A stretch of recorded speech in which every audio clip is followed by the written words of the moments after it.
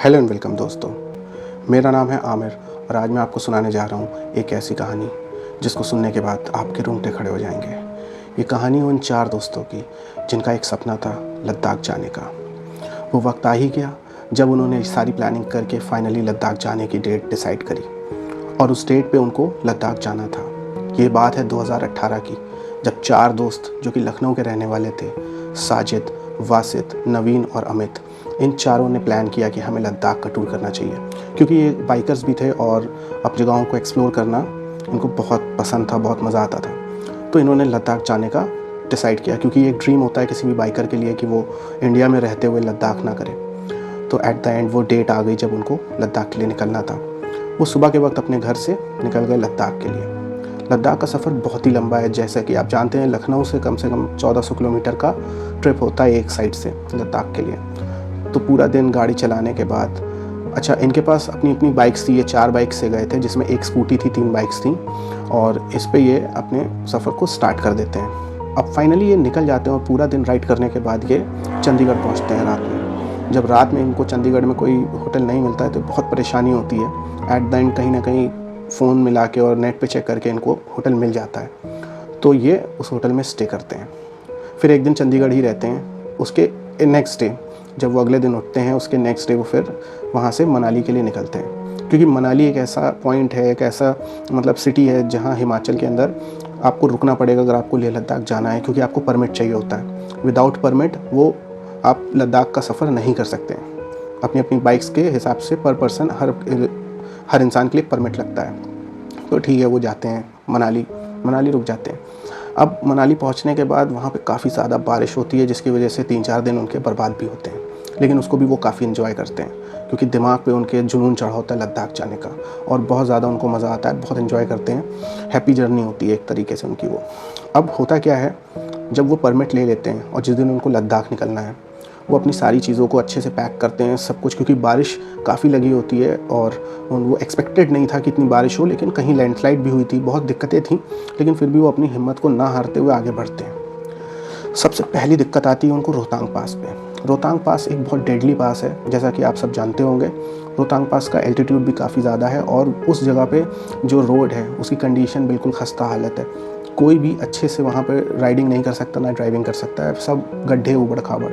और बारिश की वजह से इतना कीचड़ इतना स्लैश होता है कि उनके पैर 1-1 1.5 फीट ज़मीन में डूबे होते हैं कीचड़ गाड़ी चलाते वक्त। लेकिन मजबूरी में उनको और कोई रास्ता भी नहीं होता। उस वक्त अटल टनल उस वक्त स्टार्ट नहीं हुई थी शायद, इसी वजह से वो रोहतांग पास से जाते हैं। अब होता क्या सीन है कि रोहतांग से जब वो निकल रहे होते हैं तो बारिश का फिर से झोंका आता है जिसमें वो सब भीग जाते हैं। बहुत ज़्यादा ठंडा, मतलब बहुत ज़्यादा उनको ठंड लगती है और माइनस का टेम्परेचर होता है उस वक्त वहाँ पे। तो वो डिसाइड करते हैं कि जो सबसे करीब का कोई भी टाउन होगा वहाँ हम अपनी गाड़ियाँ रोकेंगे और स्टे कर लेंगे। और होता भी ऐसा ही है, जिस्पा पे जाके उनकी हिम्मत टूट चुकी होती है बिल्कुल। तो एक कॉटेज ले लेते हैं जहाँ पे वो रुकते हैं, अपना स्टे कर लेते हैं एक दिन का। अब तक सब कुछ ठीक चल रहा था, उनको बहुत मज़ा आ रहा था, सब कुछ ठीक था। अच्छा, नेक्स्ट डे जब वो उठते हैं तो मौसम काफ़ी सुहाना होता है, काफ़ी अच्छा होता है और वो सोचते हैं कि ठीक है अब हम अपनी कंटिन्यू करते हैं जर्नी। वो चारों निकल जाते हैं बाइक से और फिर आगे सारे पासेस को क्रॉस करते हैं जिसमें जिंगजिंग बार भी पड़ता है, पागल नाला भी पड़ता है और इस तरीके से और भी बहुत सारे पासेस पड़ते हैं जिनको वो पास करते हैं। बारालाचा पास पड़ता है और नकीला टॉप पड़ता है। ऐसे करते करते मोरे प्लेन्स पे आते हैं। वो जो मोरे प्लेन्स है वो काफ़ी लंबा एक सीधी रोड का एक स्ट्रेच है जो 50 किलोमीटर है और सीधी रोड जाती है। बहुत ही खूबसूरत नज़ारे होते हैं। वो उस नज़ारे को एंजॉय कर रहे होते हैं, वीडियो बना रहे होते हैं, हंस रहे होते हैं, बोल रहे होते हैं। अच्छा, एक दिक्कत होती है कि जब आप मनाली से लद्दाख जाते हैं तो रास्ते में एक पेट्रोल पंप पड़ता है टांडी पे। तो टांडी का पेट्रोल पंप ऐसा है जहाँ पे आपको फाइनली सारी गाड़ियों को अपने पेट्रोल डला लेना है और आपको जेरिकन्स में भी पेट्रोल लेना है, क्योंकि उसमें दिक्कत ये होती है कि पूरे रास्ते भर 320-30 किलोमीटर तक कोई भी पेट्रोल पंप नहीं मिलता है और इसी के साथ ना ही किसी मोबाइल का कोई नेटवर्क होता है। ठीक है, वो जाते हैं, वो अपना पेट्रोल फिलअप कर लेते हैं। सारी चीज़ें करने के बाद वो अपना सफ़र जारी रखते हैं। धीरे से उनको पहुंचते हैं, वो सरचू पहुंचते हैं और मुझे ठीक से उतना सही से रूट अब ध्यान भी नहीं है क्योंकि मैं भी एक बार लद्दाख जा चुका हूँ। तो सारी जगहों को वो पास करते हैं। फिर पांग पहुंचते हैं, मोरे प्लेन्स जाते हैं, उसके बाद फिर वो तांगलांगला चढ़ते हैं। अब मोरे प्लेन्स पहुंचते पहुंचते उनको रात का 8:30 बज जाता है। और यहाँ पे होता क्या है कि सबकी गाड़ियाँ जो होती हैं ये पावर जनरेट करना बंद कर देती हैं एकदम से। तो रीज़न उनको ये समझ में आता है कि क्योंकि हाई एल्टीट्यूड जो होता है इस पे ऑक्सीजन की कमी होती है। अब ऑक्सीजन की कमी होने की वजह से बाइक के इंजन्स में भी ऑक्सीजन की ज़रूरत होती है, तो कहीं ना कहीं वो कमी बाइक के इंजन्स में भी असर डालती है और इंजन का जो थ्रॉटलिंग होती है या उसका पावर जनरेशन होता है काफ़ी कम हो जाता है। तो यही उनके साथ भी होता है। गाड़ी में पावर तो होता नहीं है बिल्कुल, पूरी एक्सीलेटर लेने पर भी गाड़ी 10-20 की स्पीड से ज़्यादा नहीं चल रही होती है। और जहाँ तक स्कूटी का सवाल होता है, क्योंकि एक फ्रेंड होता है जिसके पास स्कूटी होती है जिसका नाम है वासित, उसकी स्कूटी तो आगे बढ़ ही नहीं रही होती है, एंटॉर्क स्कूटी होती है उसके पास। अब वासित के साथ ये दिक्कत हो जाती है कि उसकी स्कूटी आगे नहीं बढ़ रही होती और उसकी वजह से बाकी 3 दोस्त भी खड़े हो जाते हैं। बहुत सोचने के बाद वो ये सोचते हैं कि यार अब किया तो क्या किया जाए। तो एट द एंड वो ये सोचते हैं कि उनके पास कैंप है, तो ऐसा करते हैं यार हम लोग कैंप लगा लेते हैं और आज रात यहीं जैसे तैसे गुजारते हैं, क्योंकि 8 बजे के बाद उस रास्ते पे कोई भी गाड़ी नहीं होती है, कोई भी बाइक नहीं होता है, कोई भी राइडर नहीं होता है, ना ही कोई ट्रक, कुछ नहीं, बिल्कुल सन्नाटा। और टेम्परेचर तो माइनस में रहता है, -2-3 इतना भी बहुत होता है जब आप राइड कर रहे हो और आप घर से बाहर हो। तो वो ये डिसाइड करते हैं कि ठीक है अब हमें करना क्या है। अब हम क्या करते हैं, हम कहीं पे यहाँ पे जगह देखते हैं अच्छी सी और वहाँ पे टेंट लगा के हम यहीं पे आराम करते हैं। अब होता क्या है, वो टेंट लगा लेते हैं, सारी चीज़ों को करने के बाद उस टेंट के अंदर चले आते हैं। अब टेंट के अंदर जाने के बाद उनको काफ़ी आराम मिलता है, काफ़ी रिलैक्स हो जाते हैं वो, क्योंकि टेंट के अंदर उतनी ठंड नहीं होती जितनी बाहर होती है, क्योंकि हवाएं भी बहुत तेज़ होती हैं उस वक्त वहाँ पे। ठीक है, कोई बात नहीं, वो वहाँ पे अपना आराम से लेट बैठ जाते हैं। कुछ थोड़ा बहुत उनके पास दाल मोट और बिस्किट्स होते हैं जिनको वो खा के अपना पेट भर लेते हैं, क्योंकि रास्ते में उनको ऐसा कुछ भी खाने को नहीं मिला होता है और काफ़ी देर से फंसे होते हैं वो। अब वो ये सोचते हैं कि हमको क्या करना है, आज रात भर यहाँ सोना है और कल सुबह उठ के यहाँ से निकल चलना है। और काफ़ी एग्जॉस्टेड हो जाते हैं, क्योंकि ऑक्सीजन कम होने की वजह से बहुत दिक्कत होती है इंसान को, थोड़ा सा बोलने पे भी हपनी आती है इंसान को। ठीक है, वो लोग सो जाते हैं। अब होता क्या है, वो ये देखते हैं कि रात में साजिद की आँख खुलती है। जब साजिद की आँख खुलती है तो वो ये देखता है कि बगल में जो वासित है वो उसके साथ ही, मतलब बगल में ही लेटा होता है, वो वहाँ पे मौजूद नहीं है। अब वो उठ के बाहर जाके देखता है तो उसको वासित कहीं भी नहीं दिखता है। अब वासित जब कहीं नहीं दिखता है, वो साजिद बहुत घबरा जाता है और बाकी दोस्तों को भी उठाता है और कहता है यार नवीन, अमित उठो, साजिद गायब है, पता नहीं कहाँ है, बहुत देर से मैं देख रहा हूँ, वो मुझे कहीं नहीं दिख रहा है। अब ये तीनों दोस्त बहुत घबरा जाते हैं और वासित को ढूंढने लगते हैं। काफ़ी देर ढूंढने के बाद इनको दिखता है कि वासित एक रोड के साइड में बेहोश पड़ा होता है।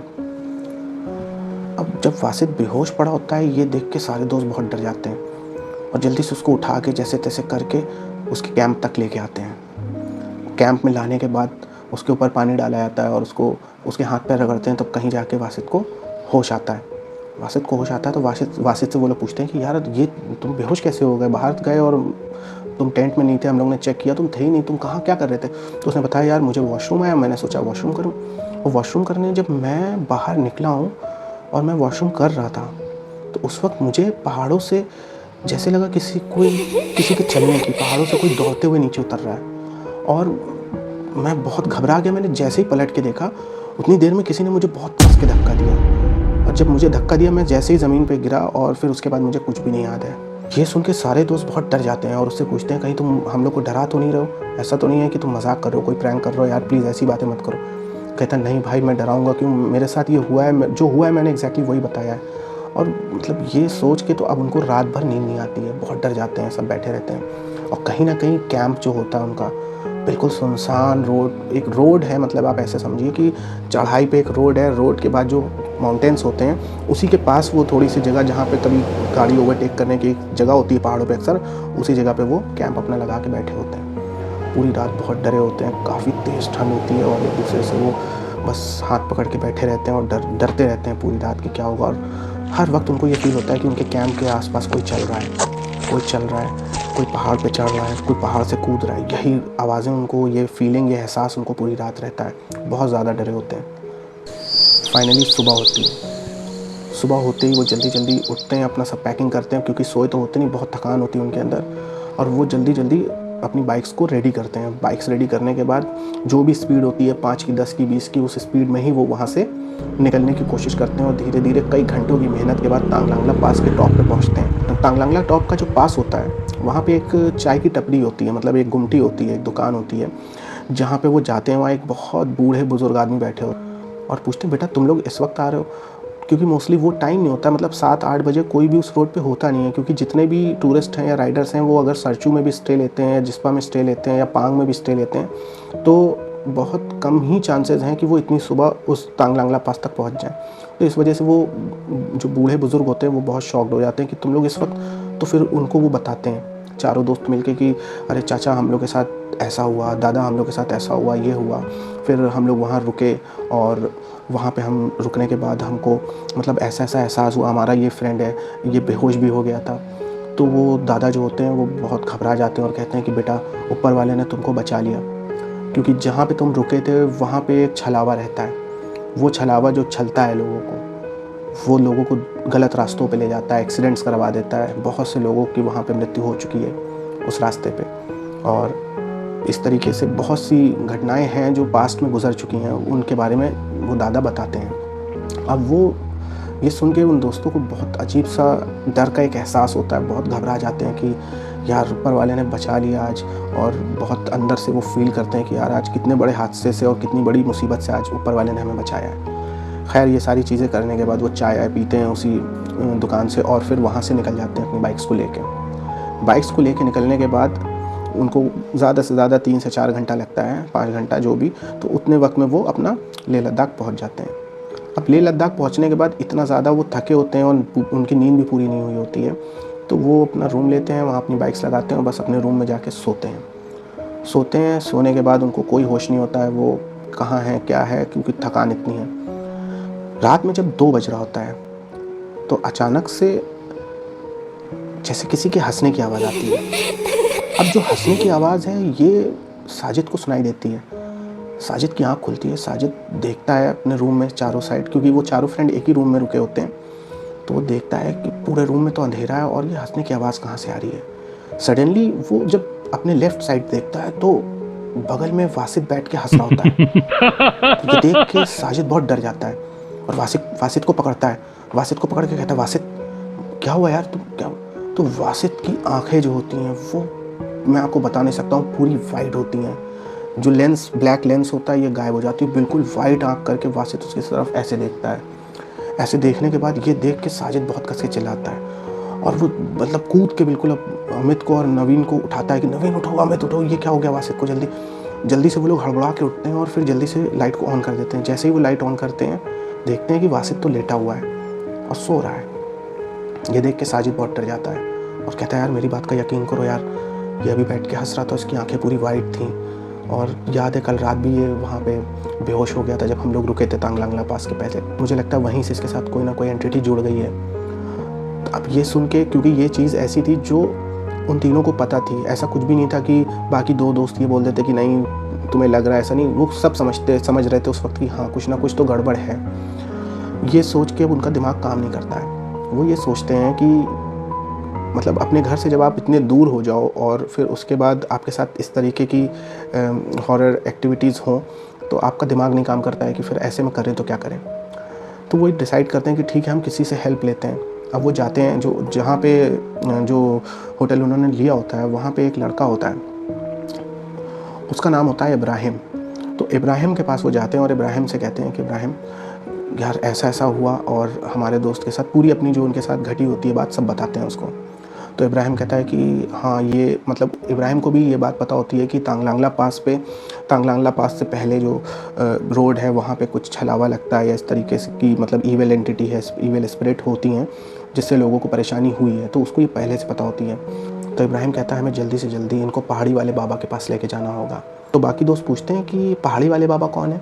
तो इब्राहिम बताता है कि जब भी इस तरीके की कोई भी घटना लेह लद्दाख में होती है या इस तरीके से किसी पे भी कोई ईविल एंटिटी आ जाती है, कोई असर होता है, तो सब उनके पास ही जाते हैं और उनके हाथ में काफ़ी मतलब शिफा है और वो लोगों को ठीक भी करते हैं। तो ये सारे दोस्त कहते हैं कि ठीक है बिना देरी के जल्दी से जल्दी वहाँ पे चलते हैं। अब ये वहाँ निकल जाते हैं। जब वासिद जब सुबह सो के उठा होता है तो उसकी तबीयत एकदम ठीक होती है, वो नॉर्मल बिहेव कर रहा होता है और उसको ये भी याद होता है कि हाँ मेरे साथ ऐसा ऐसा हुआ था, लेकिन जो रात में उसके साथ रूम में घटना हुई थी या वो हंस रहा था जैसा कि साजिद ने देखा था, ये चीज़ उसको याद नहीं होती है। तो वो नॉर्मली इन लोगों के साथ निकलने लगता है साथ में और ये लोग अपनी अपनी बाइक्स उठा के जाने लगते हैं। जैसे ही उस रास्ते पे जहाँ पे वो पहाड़ी वाले बाबा होते हैं, वो एक पहाड़ का एक गुफ़ा टाइप की है जो होती है, जहाँ पे वो बाबा अंदर बैठ के ध्यान लगाए होते हैं। उससे 100 मीटर पहले वासित अपनी स्कूटी रोक देता है। बाकी दोस्त भी रुक जाते हैं, कहते हैं कि मतलब उनको लगता है कि शायद ये थक गया है, थोड़ा-सा रेस्ट करेगा, तो पूछते हैं कि क्या हुआ? मतलब आगे नहीं चलना है? और हम लोग को वहाँ पहुँचना है। मतलब उसको ये बताया नहीं गया होता है वासित को कि हम तुमको मतलब वहाँ लेके जा रहे हैं, वो लोग कुछ नहीं बताते हैं। तो वासित कहता है कि यार मुझे अजीब-सी उलझन और बेचैनी हो रही है और चलो वापस चलते हैं। तो ये लोग कहते हैं नहीं, नहीं थोड़ी दूर का रास्ता है, चलो एक बहुत अच्छी जगह है वहाँ पे चलते हैं, मतलब उसको बहलाने की कोशिश करते हैं। लेकिन वो मानता नहीं है, यहाँ तक कि वो गुस्सा होने लगता है और चिल्लाने लगता है कस-कस के कि मुझे वापस लेके चलो, मुझे अब ये चीज़ देख के वो सब डर जाते हैं। अच्छा, उनके साथ एक जो नवीन होता है, नवीन के साथ इब्राहिम साथ ही में बैठा होता है उसकी बाइक पे। तो इब्राहिम उतर के आता है और कहता है कि हमको इसको पकड़ के लेके चलना होगा, ये ऐसे अब नहीं जाएगा। तो ठीक है, ये होता है कि अब क्या करें, तो फिर नवीन की बाइक पे इब्राहिम वासित को उठा के बैठाता है और वो ट्रिपलिंग करके तीनों बैठ के आगे के 100 मीटर्स बाइक को लेके वो लोग जाते हैं। अब बाइक वहाँ पे खड़ी करके वासित को उतारा जाता है, जो कि बिल्कुल भी मतलब जाने के लिए उस गुफ़ा में, उस रास्ते पे जाने के लिए बिल्कुल भी रेडी होता नहीं है और पूरे हाथ पैर एकदम टाइट कर लेता है और अपने आप को रोकता है। मतलब कहीं न कहीं वो एक इविल एंटिटी है, स्पिरिट है जो उसके अंदर है, जो उसको रोक रही है। ये देख के बाकी दोस्तों को दिन में ही डर लगता है, क्योंकि वो दिन का 12 बजे का वक्त होता है। उस वक्त वो लोग डर जाते हैं कि मतलब ये किस तरीके से बिहेव, वो उसका चेहरे से बिल्कुल, जबकि लद्दाख में कोई गर्मी नहीं होती है, लेकिन पूरा फेस उसका पसीने से तर होता है और वो बहुत ही ज़्यादा मतलब एग्रेसिव हो जाता है। यहाँ तक कि मारता है, पीटता है, सब कुछ, लेकिन वो लोग कुछ नहीं सुनते, जल्दी से जल्दी उसको अंदर लेके जाते हैं। अंदर जाते ही वासित, जैसे ही वो बाबा जो बैठे होते हैं, पहाड़ी वाले बाबा, उनके जैसे ही उनके कुटिया के अंदर पहुंचता है, वैसे ही वो बेहोश हो जाता है। अब बेहोश होने के बाद वो बाबा समझ जाते हैं और काफ़ी ज्ञानी बाबा होते हैं, वो समझ जाते हैं और वो कहते हैं इसको यहीं पे लिटा दो। बाबा के सामने ही उसको लिटा दिया जाता है। बाबा कोई यही 60 से 65 साल की उम्र के होते हैं और वो देखते हैं और उसको घूरते रहते हैं वासित को, और फिर उनके हाथ में एक राख होती है। उस राख पे वो कुछ पढ़ के फूंकते हैं और वासित के पूरे बदन पे वो राख मल देते हैं। विदिन 10 से 15 सेकंड के बाद वो ऐसे बिहेव करने लगता है वासित जैसे उसके पूरे बदन में आग लग गई हो। वो तड़पने लगता है, चिल्लाने लगता है, बुरी तरीके से रोने लगता है, हाथ पैर पटकने लगता है, लेकिन वो उठ नहीं पाता है। बस ज़मीन पे लेटे लेटे ही सारी चीज़ें उसको ये उसके दोस्त करते देखते हैं और बहुत डरते हैं, बहुत ही ज़्यादा घबरा जाते हैं। यहाँ तक कि एक वक्त ऐसा भी आता है कि सबको लगता है कि रूम में बहुत तेज़ रोशनी हुई और उसके बाद बिल्कुल वासित शांत हो जाता है। वो खामोशी से लेट जाता है जैसे वो सो रहा हो। बाबा कहते हैं कि अब ये ठीक है। इसके अंदर छलावे ने प्रवेश कर लिया था। छलावा, जो कि वो उस बूढ़े दादा ने बताया था, इनको ये पता चलता है कि उस दिन जब ये बेहोश हुआ था तो वो छलावा तब से इसके साथ लगा हुआ है और यहाँ तक आ गया। और अगर वक्त रहते इसको ना दिखाया जाता या बताया ना जाता, बाबा तक ना लाया जाता, तो कहीं ना कहीं ये इसकी जान भी ले लेता। अब ये सुन के सारे दोस्त बहुत डर जाते हैं और फिर वो कहते हैं कि ठीक है, इसको लेके जाओ, अब ये ठीक है, इसको 1 दिन 2 दिन रेस्ट कराओ और फिर तुम्हारे लिए बेहतर यही है कि अब तुम यहाँ से जल्दी से निकल जाओ। तो सारे दोस्त बहुत घबरा जाते हैं कि यार हम लोग तो टूर पे आए थे, इतना एंजॉय करने आए थे और कहीं ना कहीं वासित के साथ ऐसा हो गया, अब इसकी वजह से हम लोग का टूर भी ख़राब हो रहा है। लेकिन फिर भी वो दोस्त होते हैं, इतना तो वो अपने दोस्त के लिए कर ही सकते थे। तो ठीक है, वो क्या करते हैं कि फिर उसको लेके अपने होटल जाते हैं। इब्राहिम उनसे कहता है आप लोग आज पूरा दिन रेस्ट करो और कल जैसा होता है वैसा देखते हैं। फिर नेक्स्ट डे वो लोग जब उठते हैं तो वासित की तबीयत एकदम ठीक होती है, ऐसे लगता है कुछ हुआ ही नहीं। और वासित को कहीं ना कहीं लेकिन ये एहसास होता है कि वो जब गया था तो उसको कुछ चीज़ें हल्की हल्की माइंड में आ रही होती हैं, ध्यान, कि मेरे साथ ऐसा हुआ, फिर मुझे खींच के ये ले गए, फिर मैं एक गुफ़ा के अंदर गया, फिर मैं बेहोश हुआ, उसके बाद मुझे कुछ याद नहीं है। ये सारी चीज़ें हल्की हल्की उसको याद आती हैं, लेकिन उसके दोस्त कहते हैं कि चल जो भी हुआ होने वाली चीज़ थी अब, लेकिन तू सेफ़ है। अच्छा, वो बाबा उसको एक काला धागा भी उसके हाथ में बांधते हैं और कहते हैं इसको जब तक तू अपने घर ना पहुंच जाना, इसको उतारना मत। तो वो काला धागा उसके हाथ में बंधा होता है, जिसकी वजह से कहीं ना कहीं वो ईविल स्पिरिट या ईविल एंटिटी उस तक ना पहुंच पाए। अब इस चीज़ से बाकी दोस्त भी बहुत डरे होते हैं कि ऐसा ना हो कि वासित से हट के वो ईविल स्पिरिट हम पे किसी पे अटैक कर दे, हमारे अंदर वो प्रवेश कर जाए। तो वो जल्दी जल्दी लेह को छोड़ देते हैं और कार्दुंगला टॉप होके फिर सीधे वो जाते हैं पैंगोंग लेक। पैंगोंग लेक से सेम डे वो रिटर्न होते हैं और नेक्स्ट डे वो तुरंत अपनी जर्नी एंड करके और अपनी बाइक्स उठा के सीधे एक ही दिन में विदिन अ डे वो लेह से सीधे मनाली आ जाते हैं, जो कि एक बहुत ही टफ मतलब चैलेंज होता है किसी के लिए भी कि आप सीधे लेह से मनाली आ जाओ डायरेक्ट। और वो क्योंकि डर इतना होता है कि वो आते हैं और वो जगह भी पड़ती है रास्ते में जिस वक्त उनके साथ वो छलावा उन पे एंटर किया था, तो उस जगह पे जब वो टांग लांगला से नीचे उतर रहे होते हैं तो बहुत ज़्यादा डरे होते हैं और बहुत, लेकिन कुछ बाइक्स होती हैं, कुछ कार होती हैं जो आगे पीछे, तो उनके साथ ही वो लग के चलते हैं आगे पीछे, जैसे तैसे वो रास्ते को कवर करते हैं और सेम डे रात में 11 बजे वो मनाली पहुँचते हैं। मनाली पहुंचने के बाद फिर वो इतना ज़्यादा घबराए होते हैं सारे दोस्त कि एक दिन बस वहाँ रुकते हैं, नेक्स्ट डे सीधे मनाली से लखनऊ आ जाते हैं। इतना लंबा सफ़र एक दिन में तय करते हैं, एक दिन इन द सेंस वो 30-35 घंटे लगाते हैं, लेकिन नॉन स्टॉप राइडिंग करने के बाद 1-2 घंटे का रेस्ट लेने के बाद सीधे अपने घर लखनऊ आते हैं और आके ऊपर वाले का शुक्रिया अदा करते हैं कि कहीं ना कहीं उसने उनकी जान को बचाया, उनके साथ इतना बड़ा हादसा होने से रोक दिया। तो ये थी मेरी स्टोरी। आपको मेरी स्टोरी कैसी लगी? अगर अच्छी लगी तो लाइक कर दीजिए और चैनल को सब्सक्राइब कर दीजिएगा, अपने फ्रेंड्स के साथ शेयर भी करिएगा। Thank you.